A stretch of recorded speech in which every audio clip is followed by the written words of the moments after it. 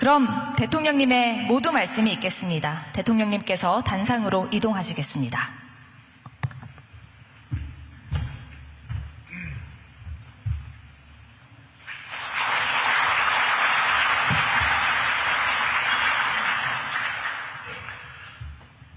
존경하는 국민 여러분, 진실규명과 명예회복을 위해 오랜 시간 인고의 세월을 견뎌오신 과거사 국가폭력 피해자와 유가족 여러분, 긴 세월 진실을 밝히기 위한 걸음을 멈추지 않고 고통스러운 기억에도 굳건하게 증언해 오신 여러분을 생각하면 마음이 많이 아픕니다. 여러분의 용기와 인내가 있었기 때문에 우리는 오늘 과거사의 아픔을 마주하고 역사를 바로 세우는 길에 다시 나설 수 있게 되었습니다.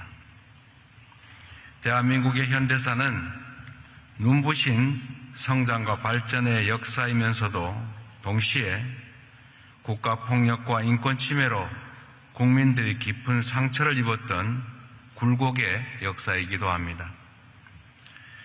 한국 전쟁 속에서 수많은 국민들이 무참히 희생되었고, 권위주의 시대에는 국가가 국민의 자유와 인권을 억압하고 침해했습니다. 민주화를 요구했던 시민과 학생들은 탄압받았고, 강제 징집, 녹화 선도 공작과 전교조 해직 사건처럼 불이한 공권력에 의해 삶이 짓밟힌 국민도 참으로 많았습니다. 삼청교육대나 서산 개척단 사건 같은 국가 권력에 의한 인권 유린은 물론이고, 사북사건, 납북 기한 의무 사건처럼 국가기관에 의한 불법 구금과 고문, 가혹행위도 수없이 자행됐습니다. 이러한 상처는 그 시대에만 머물지 않고 특정한 개개인의 피해로 끝나지도 않습니다. 진실이 밝혀지지 않은 시간만큼 억울함은 깊어졌고, 피해의 고통이 다음 세대까지 이어지는 고통의 대물림이 계속됐습니다. 그동안 국가가 피해자들의 간절한 부름에 충분히 응답하지 못했던 점에 대해서 대통령으로서 깊은 책임감을 느낍니다. 과거사 정리라는 해묵은 숙제를 더 이상 다음 세대에 떠넘길 수는 없습니다. 국가가 국민에게 남긴 상처를 이제는 국가가 책임지고 치유해 나가야겠습니다. 지난 2월 새롭게 출범한 제3기 진실 화해를 위한 과거사 정리위원회는 진실을 밝히고 피해자의 명예를 회복하며 국민의 신뢰를 다시 세우는 중요한 역할을 맡게 될 것입니다. 특히 위원회에 조사 3국을 추가로 설치하여 기존 조사 과정에서 미처 다 밝혀내지 못했던 형제복지원, 덕성원을 포함한 집단 수용시설의 인권유린과 해외 강제 입양 사건도 철저하게 그 진실을 규명해 나가게 될 것입니다. 더불어 그동안 피해자의 신청에 의존했던 조사 방식의 한계를 보완하게 될 것입니다. 국가가 먼저 찾아 나서는 적극적인 조사를 통해 미처 밝혀내지 못한 진실을 최대한 밝혀내겠습니다. 국가의 책임에는 유효기간이 없습니다. 지난 2월 과거사 정리법의 개정을 통해 피해자들에 대한 국가의 배상 및 보상과 명예회복의 책임을 법률에 명확하게 담았습니다. 국가폭력으로 인한 손해배상 청구권에 대해서는 소멸시효가 적용되지 않도록 하여 국가가 저지른 잘못에 책임을 면케하지 않는 원칙을 세웠습니다. 또한 기존의 행정안전부가 담당하던 진화의 권고 이행 체계를 국무총리가 직접 총괄하도록 격상하였습니다. 새로운 시스템 속에서 진실 규명을 흔들림 없이 이어가는 한편으로 그와 동시에 피해자의 존엄을 회복하고 실질적인 치유와 명예회복이 이루어지도록 최선을 다하겠습니다. 여러분이 겪으신 아픔과 고통을 말 몇 마디로 씻어낼 수는 없을 것입니다. 그러나 다시는 우리 대한민국에서 또 다른 국가폭력이 절대로 벌어지지 않도록 단 한 사람의 무고한 희생자도 나오지 않도록 대통령으로서 무거운 책임의식을 가지고 노력하겠습니다. 국민 누구도 국가로 인해 억울함을 겪지 않는 나라, 국민의 생명과 인권이 가장 먼저 존중받는 진정한 대한민국을 여러분과 함께 만들어 나가겠습니다. 다시 한번 해방 이후 이 땅에서 벌어진 모든 국가폭력 사건 피해자들께 깊은 위로와 사과의 말씀을 드립니다. 고맙습니다.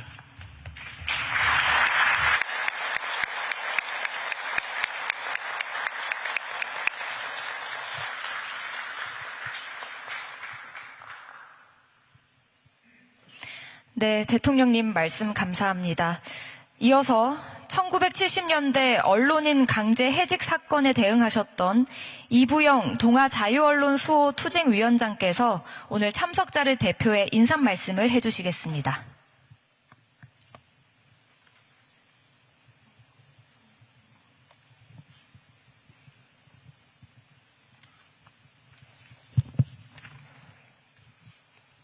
강제징집 녹화 프락치 사업, 삼청교육 폭력살인, 용공조작, 노동탄압 강제퇴직, 언론 유신화 등 독재 권력이 저지른 악행 탄압에 대해서 시한 없이 바로잡아 나가겠다는 약속을 지켜주시는 이재명 대통령의 용단에 감사드립니다. 고문과 구타, 수형, 해직 등 인권 탄압의 기억으로 시달려온 피해자들과 그 유가족들은 이재명 대통령의 자세, 감명과 기대를 가지게 됐습니다. 특히 독재 정권과 야합한 동아조선일보의 1970년대 언론인 대량 해직 사태는 시대가 바뀌어도 바로잡힐 수 없었습니다. 일제에 부역한 행위나 독재 권력에 굴복한 사실을 인정하고 사죄를 청하는 것이 한 조각 양심이라도 가진 언론이라면 합당한 자세일 것입니다. 그리하여 세계 언론사의 유례를 찾을 수 없는 지난 50여 년 형극의 길을 걸어온 해직 언론인에 대한 사법정의도 바로 세워야 할 것입니다. 진실화해위원회는 지난 2006년 국가와 동아일보 사측에 함께 필요한 조치를 취할 것을 요구했습니다. 감사합니다.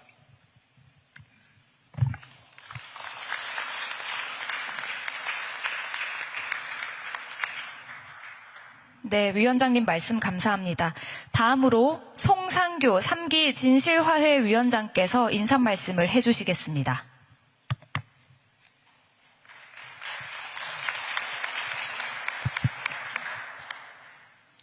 안녕하십니까.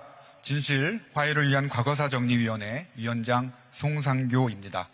먼저 오늘 뜻깊은 자리를 마련해 주신 대통령님께 진심으로 감사드립니다. 배석해 주신 윤호중 장관님, 그리고 먼 길 와주신 국가폭력 인권침해 피해자와 유족 여러분께 머리 숙여 인사드립니다. 오늘은 참으로 뜻깊은 날입니다. 대통령께서 국가를 대표해서 처음으로 오랫동안 소외받아왔던 국가폭력 인권침해 사건 관련 피해자분들을 한 자리에 모시고 위로와 사과를 하셨습니다. 저도 2기 위원회 사무처장으로 일하면서 많은 피해자들 목소리를 들으며 가슴 아팠던 기억에 가슴이 뭉클해집니다. 오늘 대통령님 말씀은 국민의 기본적 삶을 파괴한 수많은 국가폭력으로 오랜 시간 고통받아온 피해자와 유족에게 큰 위로와 명예회복을 위한 역사적 이정표가 될 것입니다. 진실화해위원회는 단일 사안을 넘어서 수십 년간의 과거사를 총체적으로 규명하고 화해를 추진하는 의미가 큰 기구입니다. 2005년 출범한 1기위원회는 1만 1천여 건을, 그리고 2020년 출범한 2기위원회는 1만 8천여 건을 처리했습니다. 2기위원회에서는 국가 차원에서 처음으로 집단 수용 시설과 해외 입양 관련 인권 침해에 대해 본격적인 규명을 시작하기도 했습니다. 그러나 성과의 한편에서 한계와 과제도 컸습니다.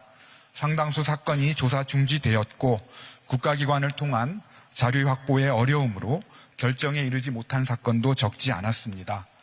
이렇게 2기위원회가 종료되면서 많은 분들께서 과거사 정리의 중단을 걱정하셨습니다. 너무도 다행스럽게도 3기위원회가 제때에 출범되도록 대통령님과 국회에서 큰 관심을 가지고 애써주신 것에 대해 다시 한번 감사드립니다. 3기위원회는 7월 21일 조사중지 사건 포함 2,100여 건을 조사 개시함으로써 공식 활동을 시작했습니다. 지난 5개월 동안 7,000건에 이르는 새로운 진실규명 신청도 접수되었습니다.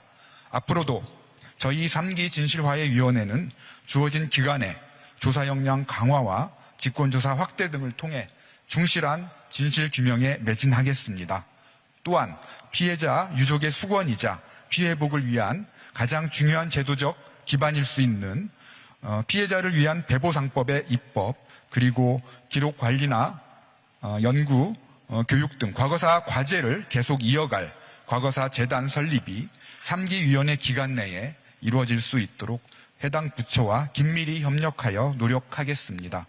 3기위원회는 온전한 과거사 정리의 마지막 기회라는 절박함으로 최선을 다하겠습니다. 감사합니다.